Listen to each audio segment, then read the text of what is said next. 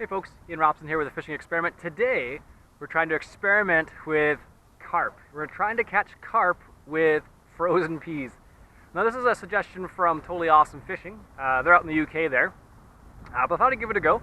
So I picked up some frozen peas from the grocery store and we'll see if we can't catch something. I'm fishing down by the Rideau River here. I've fished here a couple times before and I've seen carp, but I've never caught any carp, nor have I tried to fish for carp here. So we'll see what happens there. I'm kind of curious. If all else fails, I'll switch over to like smallmouth or maybe panfish. We'll see what happens. We're going to start off by going for carp. We'll give it a few hours. Current time right now is almost 3 o'clock. It's September 16th.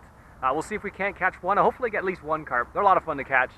I've been having a lot of fun catching smallmouth, so carp are like smallmouth times 2 sort of idea. So we'll see what happens. All right, so first thing I'm going to do is going to chum the area with some peas. Now hopefully there's some carp around here. I have seen some pretty big carp down around the in the Rideau River last few days, so we'll see what happens. So I'm going to chum the area just with a few frozen peas, a couple handfuls. We'll do a couple handfuls, and hopefully we can attract some carp to the area. Now I'm doing that before I even get set up, because the carp might need to take a little bit of time to get here first. We'll see what happens. So one thing to remember is that when you're fishing for carp, you need to chum often. So one of the things that Nick the Informative Fisherman says is he says chum every, I think it's like every hour. Or every half an hour. I think it's like every hour, I think he said. So I'm going to set a timer for every 45 minutes, somewhere in the middle there, just so I chum every 45 minutes or so.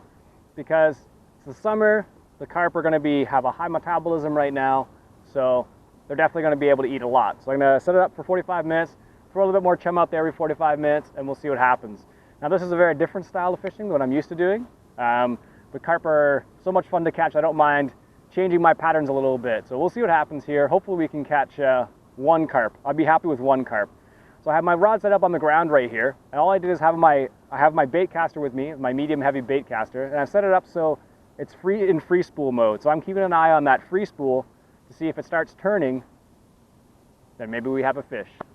Let's see what happens here, folks. So when you're looking for carp, there's two things you're looking out for. You're looking for bubbles coming up from the bottom. That's usually a good sign of the carp feeding. Or you're looking for their tails at the top of the water, and they call it tailing. Now, I haven't seen any of that around here yet, but it doesn't mean there's any carp around. So like I said, I've already chummed the area for a little bit. Set my timer. I'm going to see if we can catch a couple carp. But those are the two things to look out for. If you're fishing for carp or trying to fish for carp, look for their tails and look for bubbles. And I haven't seen any of that around here, but I have seen carp around the area. Not today, mind you. Yesterday I saw some, so hopefully being the key word, we'll be able to wrangle one. At least one would be nice. So like I said, those are two things looking out for. Normally you catch carp on stuff like corn. Sweet corn is what people tend to use a lot of for carp. I'm trying something a bit different today. I'm trying peas, frozen peas, from the local supermarket. Cheap, it was like $2.50 Canadian. So you could either eat them, I guess, or you could use them for fish. So I'm gonna try for fish today and see what happens. Not sure if we're going to catch anything on the piece. Maybe not this location. I haven't seen any activity of carp yet.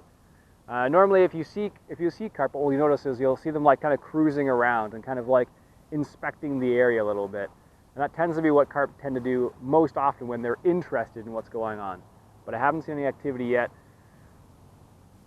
One other thing to keep an eye out for carp is that they spook easily. So if you're standing up trying to make any sudden movements, if you're sitting down, same thing applies. Make small, simple movements, and that's what you want to do for carp because they do spook easily. Also, on that note, what you can do is you can use fluorocarbon or monofilament if you're fishing for carp, and that way they get a little less spooked from it. Fluorocarbon, I guess, is the best, so they don't hit it when they're swimming around the area because it doesn't float, but use what you got, basically. So I have caught carp on straight braid before, but this is really clear water in the Rideau River. So I don't know how successful that would be in this area, but not to say you couldn't do it, just not sure how successful it would be. So again, I'll come back when we see some more action.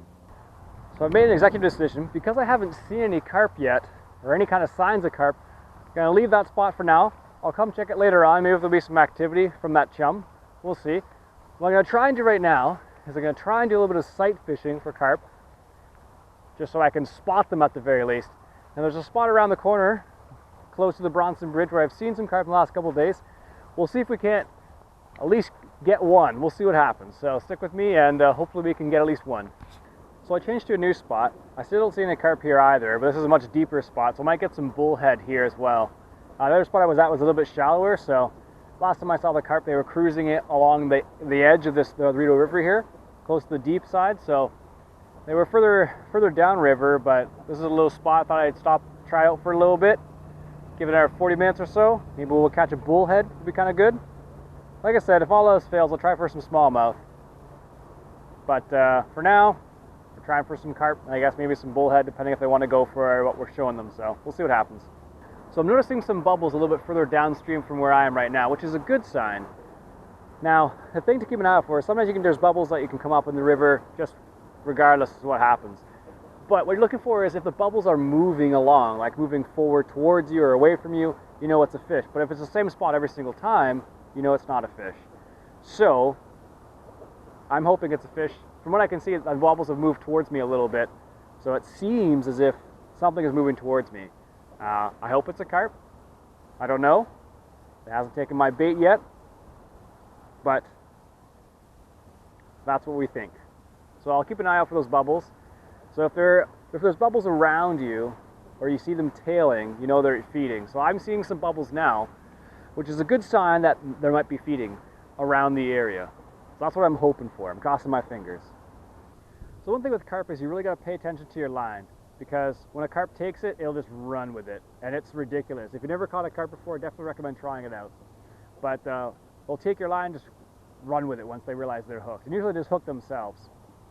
So I have braided line on right now, 50-pound test, which is ridiculous for carp, but there's lots of stuff you can break off on in the Rideau River. So I have 50-pound test on here with a 20-pound monofilament leader. Still, maybe a bit overkill for carp, but the braided line makes it really easy for me to keep an eye out for any movement in the line. Now the funny thing is, this is something I've just been thinking about, is that I can see a small little panfish in front of me, and due to the regulations in Ontario, you can't fish with two rods. So I fish for carp and I wait for something to happen, because I can't fish for panfish at the same time, just because that's the way the regulations work. Got to respect the rules, so that's the way it works. So anyways, I saw some bubbles really close to my bait, so hopefully there's a carp feeding around the area. That would be good. Alright, so the carp didn't want to cooperate today, so I switched to going for some smallmouth. I actually have to get home soon, so I'm kind of going to work my way back home and fish for some smallmouth along the way. Hopefully we catch something. The funny thing about this is I've seen a lot more smallmouth today than I have seen carp, but isn't that always the case? When you fish for something else, you see something else, right? So I guess that's why you should always be prepared for anything. So anyways, let's see if we can get at least one smallmouth. That would be good. Sure. Now I see a carp. There's two carp there. Can't believe that. Isn't that always the way it goes? Now that I've switched to bass, I can see the carp. Oh, that's such a pain. Right by the weeds there. That's too funny. Should try and throw some of that chum out there and see if I can, see if they would actually eat it. It's funny, I could see a monster carp over there too. And that's why I was fishing for carp today, because I could see them the other day there. But I don't have time to like set up and start fishing for them again, unfortunately.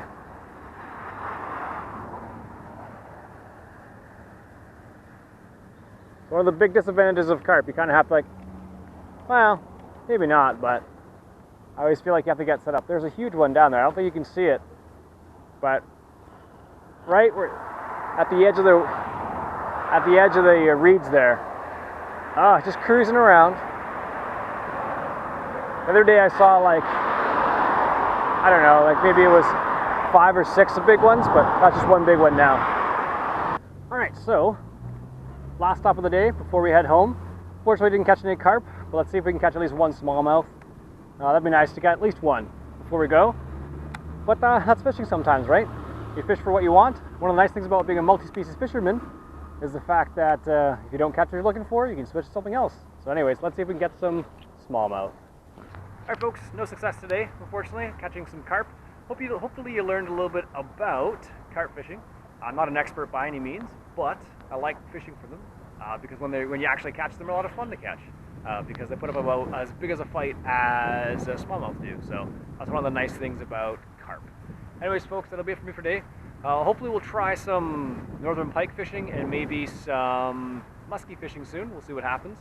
The time is coming around now for that, so hopefully we'll be able to hook into one or two of those. We'll see what happens. I've never really targeted them specifically, not very well at least, so it'll be curious. Anyways, my name's Ian Robson. I hope you enjoyed, and if you like what you saw, why don't you go ahead and hit that subscribe button for some more experimentation.